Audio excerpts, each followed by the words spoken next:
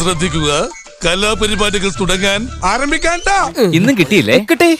എന്തായിരുന്നു വിഷയം? ഈ മുട്ടുന്ന കാലഘട്ടം ആയതുകൊണ്ട് ഞാൻ കണക്ട് ചെയ്ത് ചോദിക്കുക. മുട്ടുന്ന കാലഘട്ടം ആയതുകൊണ്ട് ഞാൻ കണക്ട് ചെയ്ത് ചോദിക്കുക. ചോദിക്കണം എന്റെ അമ്മൂമ്മയുടെ ചോദ്യം.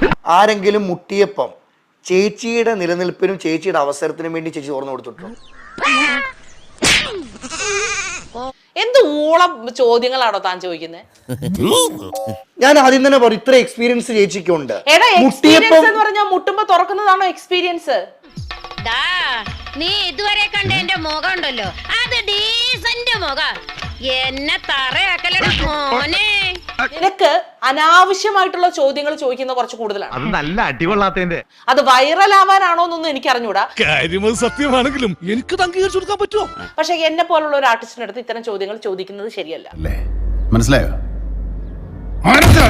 ചോദിച്ചപ്പം തുറന്നിട്ടില്ലെങ്കിൽ തുറന്നിട്ടില്ലെന്ന് പറഞ്ഞപ്പോ പൊതുവാൾജി എനിക്ക് ചോര കളക്കണ്ടട്ടാ.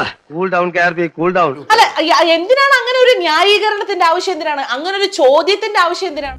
അതൊന്നും എനിക്കറിയാൻ മേല. ഇങ്ങനെ എന്തെങ്കിലുമൊക്കെ പറയുമ്പോഴേ എന്റെ മനസ്സിനൊരു സന്തോഷം ഉണ്ടാവുള്ളൂ.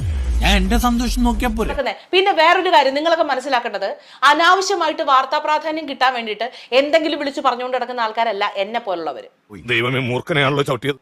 അല്ല, ഞാൻ ചോദിക്കുന്ന അപ്പൊ ചേച്ചി പറയുന്നത് അവസരങ്ങൾക്ക് വേണ്ടി ചെയ്തിട്ടില്ലെങ്കിൽ ഇല്ലെന്നങ്ങ് പറഞ്ഞാ പോരെ? അങ്ങനെ പറയേണ്ട കാര്യമില്ലല്ലോ അജിനെ, പ്രത്യേകിച്ച് നിന്നെ പോലുള്ള ഒരാളുടെ അടുത്ത്. വീട്ടിൽ പോയിട്ട് അമ്മയുടെ അടുത്ത് ചോദിക്കോ ഇങ്ങനെ? വീട്ടിൽ പോയിട്ട് പെങ്ങളെടുത്ത് ചോദിക്കോ ഇങ്ങനെ? അവിടെ വീട്ടിലിരിക്കുന്ന എന്റെ വീട്ടുകാരെ വിളിക്കേണ്ട ഒരാവശ്യമില്ലെന്നേ. നിനക്ക് ദേഷ്യം വരുന്നുണ്ടോ? പറയടാ. ഇവിടെ ഇരിക്കുന്ന മനീഷ എന്ന് പറയുന്നത് ഒരു സ്ത്രീയാണ്, ഒരു അഭിനേത്രി മാത്രമല്ല. ആ ബഹുമാനം കാണിക്കേണ്ടത് ഒരു ആങ്കർ എന്നുള്ള നിലയ്ക്ക് നിങ്ങളുടെ ബാധ്യതയാണ്. അത്രക്കുള്ള ബുദ്ധിയൊന്നും അതിനില്ലല്ലോ. ഇത്തരം ചോദ്യങ്ങൾ എന്റെ കൺമുന്നിൽ നിന്ന് പരിചയമുള്ള ആൾക്കാർ ചോദിച്ച ചെപ്പക്കുറ്റി അടിച്ച് ഞാൻ പൊളിക്കുന്നു. മനസ്സിലായോ? എപ്പോഴും തമാശയാണ് നമുക്ക് കാര്യമായിട്ട് വന്നു. ഈ കിട്ടുന്നതിലേക്ക് എനിക്ക് സന്തോഷമേ ഉള്ളൂ. ഇനിയും കിട്ടാൻ വേണ്ടി ഞാൻ പ്രാർത്ഥിക്കാം.